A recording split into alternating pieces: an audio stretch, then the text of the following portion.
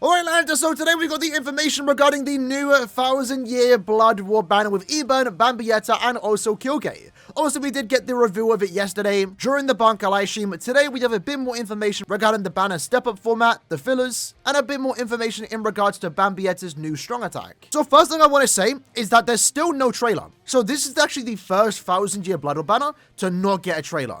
Not sure how I feel about that, but given how casual this banner is in terms of it just dropping out of nowhere, essentially. Like, I know we did have a Bankai live stream to it, but this is being handled completely different compared to any other 1000-year Blood banner in the past. That makes me feel like, okay, now it's finally time we're going to start getting more 1000-year Blood banners on a more common basis, to the point that they're not even getting trailers anymore. Maybe the big ones will do for end of year anniversary, for example, but now it looks like 1000-year Blood War is going to be on a regular occurrence, and we very well might be getting a new 1000-year Blood War banner next month or the month after. I definitely don't see us going at least 2 months without a new 1000-year Blood War banner. And I guess if that is going to be the case, right now is the perfect time to introduce the new pity system, right? Because as you can see here, for those that missed it, by going to step 25, you actually are guaranteed one of the 3 characters and you get to pick the character you want. So in the unfortunate chance you do end up going to 25 steps and you don't get the character you want, well, this allows you to pick the character. Or at the very least, if you're going for dupes of the character, you can get a dupe of them. Not only with this announcement, we know the fillers of the characters. We also have the individual banners. So Kyogre is going to happen first from the 12th to the 18th. This is his particular banner. It's actually not too bad, to be fair. And I'd like to think this was intentional, but they put him with Aaroniero, the characters that he was basically enslaving, right? Then we have Bambietta from the 18th to the 24th. With her banner, we have Aaroniero, still a somewhat newish character. I don't even own him myself. Sun, the Link Shot Link, and also a pretty good premium character. One thing to note with these characters is that at least 3 of them are actually Captain Killer. So this actually makes for a pretty good banner if you're trying to get Captain Killers for Guild Quest. Then we have Iban, and in his case, they kind of just threw in a bunch of human killers or weird killers with him. So there is kind of like a pattern going here with all the characters. Unfortunately, Iban is the last banner, so if hypothetically end of month next month is actually a 1000-year Blood War banner, if you're going for Iban, you get the advantage of just waiting a few days to get that banner announcement before deciding to summon on his banner. But having a look at the actual main banner itself, quickly scrolling past all the characters, the fillers this time around are, again,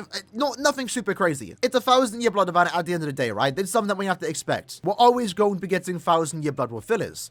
The benefit, though, is that if 1000-year Blood War starts to become a tad bit more common and we start getting a bunch of banners, let's say a year from now, 1000-year Blood War banners will start to look really impressive because it will start to get all these, newer characters. It's kind of like Spirits are fair with you, right? Obviously, we aren't getting any new Safri banners anymore, but sometimes on the rerun banners, it does feature other Safri characters. Newer ones. Characters that are old enough to appear as a filler. As of right now, with all the new 1000-year Blood War characters we have been getting, none of them are old enough, really, to be put as a filler. But I will say it is kind of cool to see the entire filler pool here only be QUINCIES. They almost had it perfect and made them all Starrotters, and Misaki kind of ruins that. I would have preferred if we had the old Bambietta, maybe Lie or Gremmy. But by putting Misaki in this banner, it overall does make the banner better because she is one of the better fillers. We are going to talk about the banner more so in a couple of days' time, whether it is worth summoning on. I think the 3 new characters are great, and the fact that we are guaranteed them on step 25 is also equally as great. But since we're now potentially going to go down a timeline where 1000-year Blood War is going to be more common, potentially every second end of month, these 1000-year Blood War banners are no longer going to be always, like it has been for the last year or two,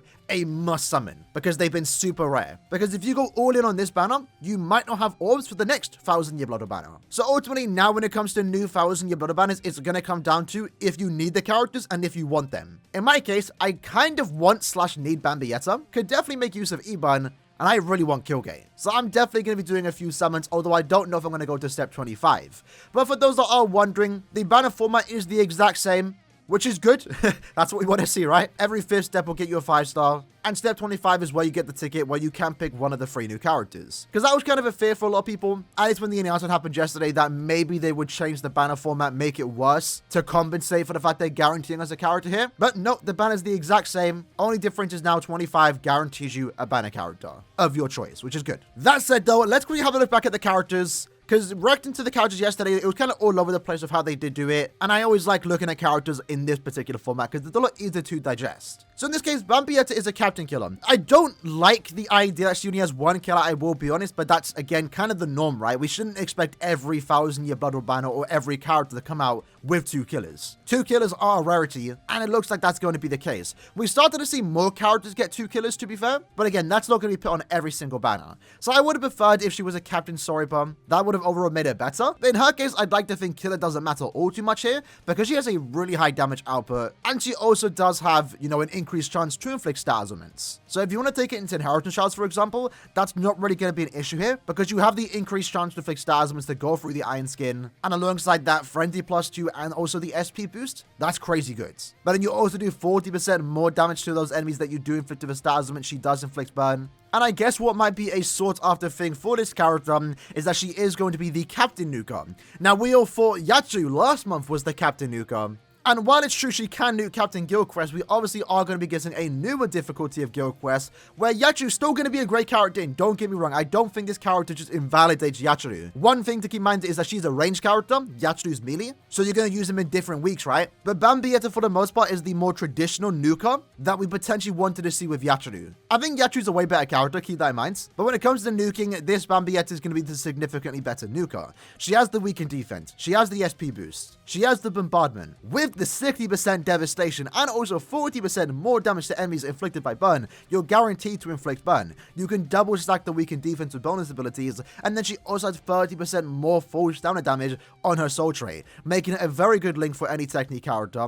So you can actually buff her by using Shojuro. So overall, Bambietta is going to be a really good character in Guild Quest when it comes to nuking. But even then, her SA2 is also going to be ridiculously powerful to stationary bosses. So Guild Quests, co-op bosses, epic raids, for example, because if you actually scroll down here, right, they do describe her SA2. It's called a barrage attack. Would have been nice if that's what it was called when it was data mined. Obviously, when it was data mined by Hiken, it was called something like machine gun, and that's why we were expecting someone like BG9, for example. But barrage attack makes sense here, and in this case, it says this attack type deals continuous damage to enemies within a certain range for a fixed amount of time. The range of the attack will be displayed on the screen and is visible only to the player that does use it, which I will say is kind of weird. It's the first strong attack to have an indicator of where the AoE is going to be, but she has a really good AoE too, by the way, having, I believe, a 960 AoE in front of her. That's really good. But while the barrage is being used, the character cannot move or initiate any other attack. The barrage attack will continue until finished or is cancelled.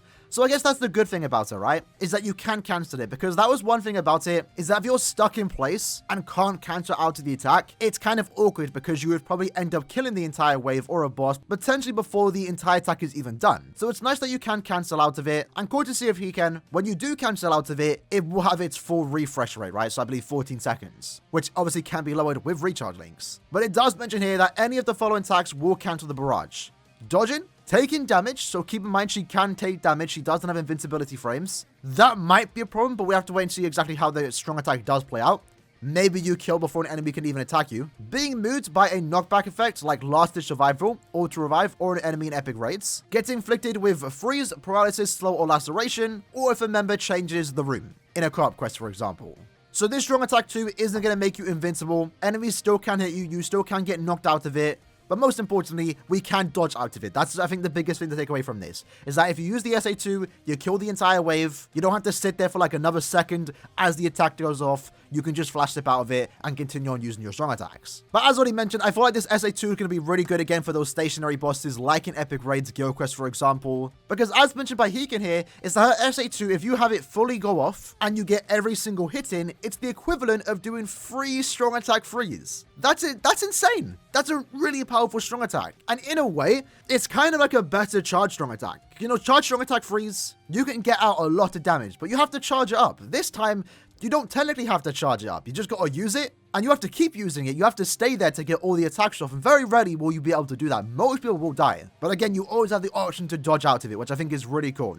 I think this character is going to be really impressive, and I have 2 technique move sources, so I might have to try and go for the 5-5, if I'm being honest. I do like Bambietta. I feel like her gameplay looks quite fun, and she's definitely going to be a really good technique character to play around with, someone that I've been kind of wanting to go for. But moving on to Kyoge, have a look at him once more. He's also going to be really good. So 14% recharge is really good. That's going to make him a good link, if anything, but it allows his strong attacks to come back a tad bit faster. And that's kind of the thing about the character too, right? Because you'll see it, every time he moves into another map, he's recovering his and your team's strong attack recharge by 20%, assuming you're a hard character. That's really good in any co-op quest, any quest in general really, but of course it's especially good in Limit Breaker. And speaking of Limit Breaker, he has the Rampage skill. We already know with Yachu, it's absolutely insane. The damage output you get after you fully max it out, which is super easy to do, and it's not even like his damage output's anything bad because he has Frenzy +2, with the spiritual pressure boost, with more damage at full stamina, with damage to drained enemies. Like, damage output on Kyogre is absolutely insane. And he has a really good strong attack here. A Beam SA1, a 960 distant AoE into a Tracking Vortex SA2, and then above 4-screen SA3.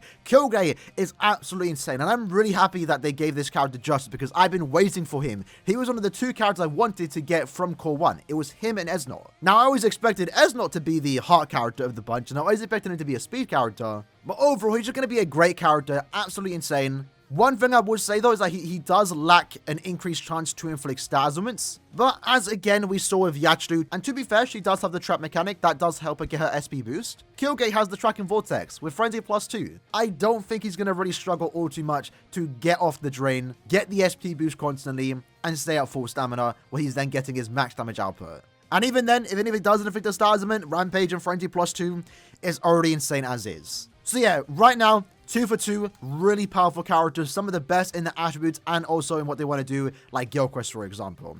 Then we have Eban. Now, I will say Eban's visuals I think is really good. It is funny that he is only a Quincy, and that was kind of a big debate on Reddit and also in my last comment section. For those that aren't aware, Eban is a Quincy intentionally. Obviously, it would have been cool to get a Quincy Aranka, but the thing with Eban is that he doesn't affiliate with Arankas. He's not on the team Aranka, right? He has the Quincy powers now, he sees himself as a Quincy, and he's part of the Quincy army. Albeit he is fodder for Yuha still, and Yuha, for the most part, does still treat him as an Aranka. But when it comes to Eban, he sees himself as a Quincy, and therefore he only got the Quincy affiliation. Now, with that said, Eban is a character you're definitely going to want to...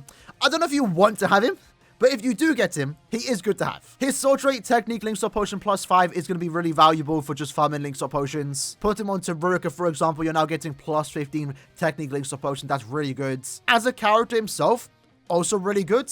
His strong attack kit is actually quite solid for the most part. And then when it comes to his damage output, I mean, Frenzy +2, 40% Berserker, with 60% more damage to lash rated enemies, it's quite good. It's no Kyogre and, Bambietta level, but it's good enough. Especially because he is going to be a farmer, right? By using him, you're getting 5 additional Link Swap Potions. You can get that as the character or a Soul Trait. You're increasing the amount of crystals and jewels you get by 50%, 70% more coins, 30% more droplets, and just like Chodro, he does guarantee you 10 Technique droplets. He also does have the added effect of allowing your power characters to do more special move damage. So someone like Yamamoto, for example, can hit even harder with someone like Eban. So even for a farmer that in a way is technically supposed to be used as a Link and not a character, he's still quite solid. Like, he's not a character you're going to get and not use. You're going to get the value from the Soul Trait. You're going to get the value from the character itself, whether that's in Guild Quest, Epic Raids, Droplet Zone, Crystal Run Jewels, Point Event. Like, this is a character you definitely want to throw on your team anytime you possibly can. And I guess it's also worth mentioning too, for kind of... But what I said, that was the video for today, just going over the banner once more.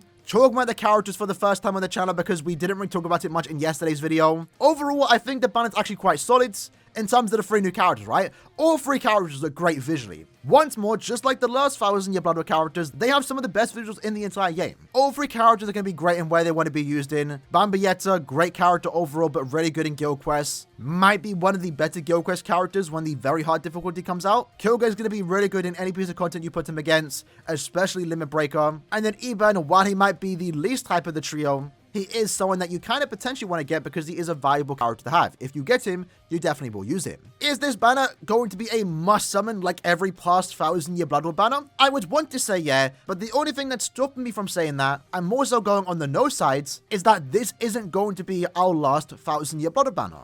We're probably going to get one next month, or at the very least, 2 months from now, for end of the month October. The fact that this banner casually got dropped with no trailer shows that this is going to be a common occurrence. We're going to now finally be getting more 1,000 Year Blood War banners, and now that we have a pity system, perfect time to introduce it, right? You should be saving for your favorite characters. You should be saving your orbs for when you have enough to actually guarantee someone on step 25. If Esnot comes out, let's say a month or 2 months from now, and you don't have 5k orbs and you get playing that you got shafted, well, that's your fault for not saving. As a free-to-play, now more than ever, you should be skipping banners and only summoning when you have enough orbs. Because otherwise, you're going to rely on the RNG aspect of the game. And if you're free-to-play, that's not how you should be playing, even as a well. I'll be doing some summons on this banner. I don't think I'm going to go down to 0 or even go to step 25. We'll see how it does go though. I might just try and summon until I get 1 or 2 of them. Because at the same time, I also want to save for the next 1,000 Year Blood War banner. I don't want to go all on in this banner and then have no orbs for the next banner. Which again will most likely be here in the next month or 2.